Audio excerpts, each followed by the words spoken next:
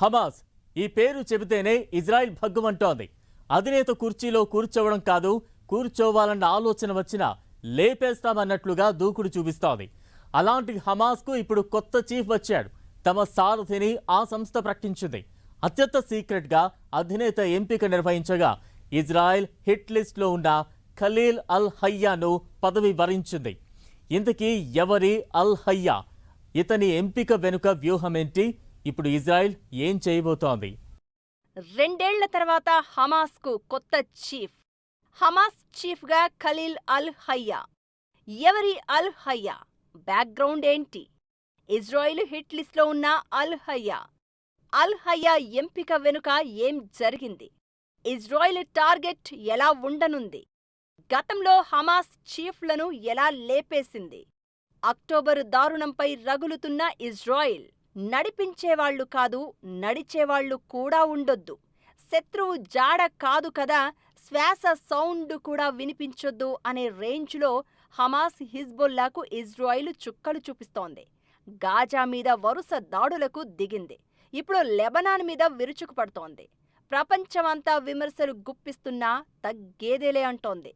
శత్రు శేషం మిగలకూడదు అన్నట్లుగా అటాక్ చేస్తోంది. 2023 అక్టోబరు 7 దాడుల ఘటన తర్వాత దేశ భద్రతకు సవాల్ విసిరే ఎవ్వరినీ ఉపేక్షించేది లేదని ఫిక్స్ అయిన ఇజ్రాయిల్ అన్ని రకాల దాడులతో శత్రువుకు ఊపిరాడకుండా చేస్తోంది. అక్టోబరు మారణ హోమానికి కారణమైన హమాస్ను దాదాపు తుడిచిపెట్టేసిన ఇజ్రాయిల్ ఇప్పుడు హిజ్బుల్లా మీద ఫుల్ ఫోకస్ పెట్టింది.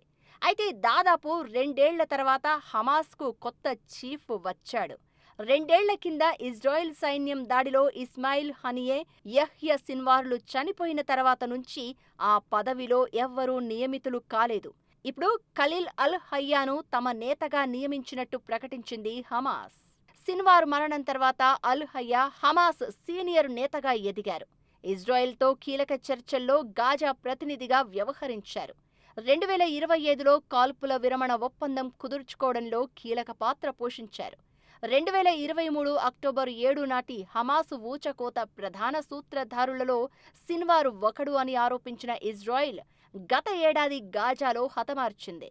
అతడి మరణం తర్వాత సీనియర్ నేత మహ్మద్ దర్విష్ నేతృత్వంలోని 5 సభ్యుల నాయకత్వ మండలి హమాస్కు నాయకత్వం వహిస్తోంది. హమాస్ చీఫ్ ఎన్నిక అత్యంత రహస్యంగా జరిగింది. 5 సభ్యుల మండలికి నాయకత్వం వహిస్తున్న ఖలేద్ మేషాల్ను ఒక్క ఓటు తేడాతో ఓడించిన అల్ హయ్యా ఇప్పుడు హమాస్ చీఫ్గా బాధ్యతలు అందుకున్నాడు. గాజా స్ట్రిప్కు చెందిన ఖలీల్ అల్ హయ్యా తన జీవితంలో ఎక్కువ భాగాన్ని అక్కడే గడిపాడు. 2023 అక్టోబర్ దాడులకు కొద్ది కాలం ముందు గాజా నుంచి ఖతారుకు వెళ్లిన ఆయన అక్కడి నుంచే కార్యకలాపాలు కొనసాగించినట్లు సమాచారం. ఖతారులో ఉంటూ అరబ్ దేశాల రాజకీయ నాయకులతో అల్ హయ్యా సంబంధాలు కొనసాగించారు. హమాస్ మాజీ నేత ఇస్మాయిల్ హనియే 2024లో టెహ్రాన్ పర్యటించినప్పుడు అల్ హయ్యా అతనితోనే ఉన్నాడు. ఆ పర్యటనలోనే హనియే హత్యకు గురయ్యాడు. అక్టోబర్ 7 దాడి లక్ష్యంపై అప్పట్లో అల్ హయ్యా సంచలన వ్యాఖ్యలు చేశాడు. ఇజ్రాయెల్ సైనికులను పట్టుకుని జైళ్లలో ఉన్న పాలస్తీనా ఖైదీల విడుదల కోసం ఒత్తిడి తీసుకురావడమే అన్నాడు. ఇక అల్ హయ్యాకు కఠిన వైఖరి నాయకుడు అనే పేరు ఉంది. హమాస్ స్థాపన నుంచి ఆ సంస్థతో అనుబంధం కొనసాగిస్తున్న అల్ హయ్యా 2006 నుంచి పాలస్తీనా శాసన మండలి సభ్యుడిగా కూడా ఉన్నారు. ఇజ్రాయెల్ దాడుల్లో తన కుటుంబ సభ్యులను కోల్పోయినా హమాస్ రాజకీయ, సైనిక వ్యూహాల్లో కీలక పాత్ర పోషిస్తూ వచ్చారు. 2025లో దోహాలో అల్ హయ్యా ఉన్న ప్రాంగణంపై ఇజ్రాయెల్ వైమానిక దాడులు జరిపింది. అయితే ఆ ఘటనలో అతను ప్రాణాలతో బయటపడ్డాడు. ఇరాన్, సిరియా లాంటి దేశాలతో అల్ హయ్యాకు అత్యంత సన్నిహిత సంబంధాలు ఉన్నాయి. అలాంటి నాయకుడి ఎంపికతో ఇజ్రాయిల్ హమాస్ పోరాటంలో మున్ముందు ఎలాంటి మార్పులు రానున్నాయి అనేది ఆసక్తి రేపుతోంది.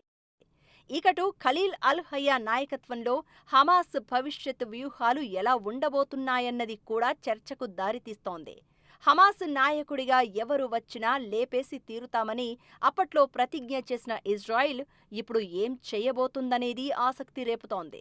దేశ భద్రతకు నష్టం అనుకుంటే ఎవరినైనా ఎంత దూరమైనా వెళ్లి లేపేస్తాం అని ప్రకటించిన ఇజ్రాయిల్ శత్రువు జాడ కూడా కనిపించొద్దు అన్నట్లుగా డిసైడ్ అయింది.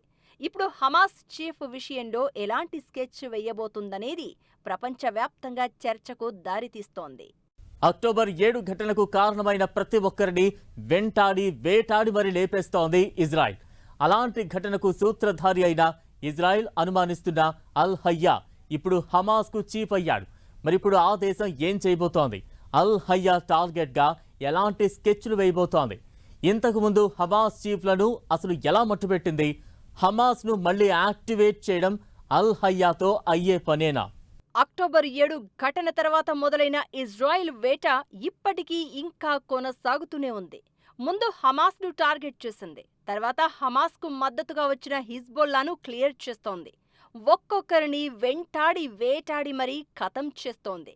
ఇజ్రాయిల్ టార్గెట్ లిస్ట్ వేలల్లో ఉన్నట్లు తెలుస్తోంది. దీనికోసం ఏకంగా టాస్క్ ఫోర్స్ని ఏర్పాటు చేసి అడ్వాన్స్డ్ టెక్నాలజీని వాడుతోంది. 1972 మ్యూనిచ్ ఒలింపిక్స్లో పాల్గొన్న 11 మంది ఇజ్రాయెల్ అథ్లెట్లను పాలస్తీనా బ్లాక్ సెప్టెంబర్ గ్రూప్ హత్య చేసింది. ఈ దారుణానికి సూత్రధారులు, పాత్రధారులను మట్టుపెట్టేందుకు అప్పట్లో ఆపరేషన్ రాత్ ఆఫ్ గాడ్ను ఇజ్రాయెల్ చేపట్టింది. 20 ఏళ్ల పాటు శ్రమించి దాదాపు 12 నుంచి 20 మందిని మట్టుబెట్టింది. అక్టోబర్ 7 ఘటనకు సంబంధించి ఇప్పుడు అలాంటి ఆపరేషన్ చేస్తోంది. దాడిలో ప్రత్యక్షంగా పాల్గొన్న వారిని ఏమాత్రం క్షమించకూడదని ఫిక్స్ అయింది. దీనికోసం ఏకంగా ఓ టాస్క్ ఫోర్స్ను ఏర్పాటు చేసింది. దానికి నీలి అనే పేరు పెట్టింది. హమాస్తో కాల్పుల విరమణ జరిగి చివరి బందీని విడుదల చేసినా ఆపరేషన్ మాత్రం ఆగలేదు. హమాస్ కొత్త చీఫ్కు అక్టోబర్ 7 ఘటనతో ప్రత్యక్ష సంబంధాలు ఉన్నాయనేది ఇజ్రాయిల్ డౌట్. దీంతో అల్ హయ్యా విషయంలో ఇజ్రాయిల్ ఏం చేయబోతుందనేది ప్రపంచవ్యాప్తంగా ఉత్కంఠ రేపుతోంది. 2023 అక్టోబర్ 7 దాడుల ఘటన తర్వాత హమాస్ అంతమే లక్ష్యంగా ఇజ్రాయిల్ దాడులు మొదలుపెట్టింది. గాజాలో మరణ శాసనం లిఖించడం స్టార్ట్ చేసింది. 2024 July 31 Hamas chief హనియేను Tehran Nadigadda మీద లేపేసింది ఇజ్రాయిల్.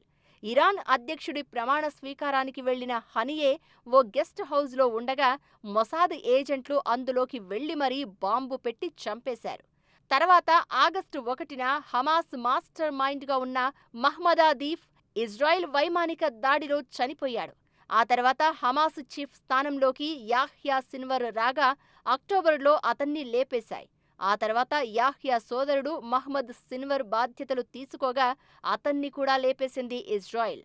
సాలెహ్ అల్ అరూరి, మర్వాన్ ఇస్సా, ఇజల్దిన్ అల్ అద్దాద్ నుంచి నిన్న మొన్నటి మహ్మద్ ఒడేహ్ వరకు ఎవరు హమాస్ పీఠం మీద కూర్చున్నా, చివరికి కూర్చోవాలి అనుకున్నా వరుసపెట్టి చంపేసింది ఇజ్రాయిల్. అలాంటి సంస్థకు ఇప్పుడు అల్ హయ్యా చీఫ్గా బాధ్యతలు అందుకున్నాడు. అయితే ప్రస్తుతం ఉన్న పరిస్థితుల్లో హమాస్ను నడిపించడం అతనికి అంత ఈజీ కాదు. ఇజ్రాయిల్ దాడుల్లో హమాస్ చాలా వీక్ అయింది. సీనియర్ కమాండర్లు అందరినీ ఇజ్రాయిల్ దాదాపు వేసేసింది. కొత్త లీడర్ పేరు వినిపిస్తే చాలు టార్గెట్ చేసేస్తోంది. దీంతో కొత్త అధినేతకు సంబంధించి హమాస్ ప్రకటన తర్వాత ఇజ్రాయిల్ ఏం చేయబోతుందనేది ఆసక్తి రేపుతోంది. మరిన్ని దాడులకు అల్ హయ్యా ప్లాన్ చేస్తే ఇజ్రాయిల్ రియాక్షన్ మరింత వైల్డ్గా ఉండే ఛాన్స్ ఉంటుంది. అదే జరిగితే గాజా మరోసారి గజగజ వణకడం ఖాయం.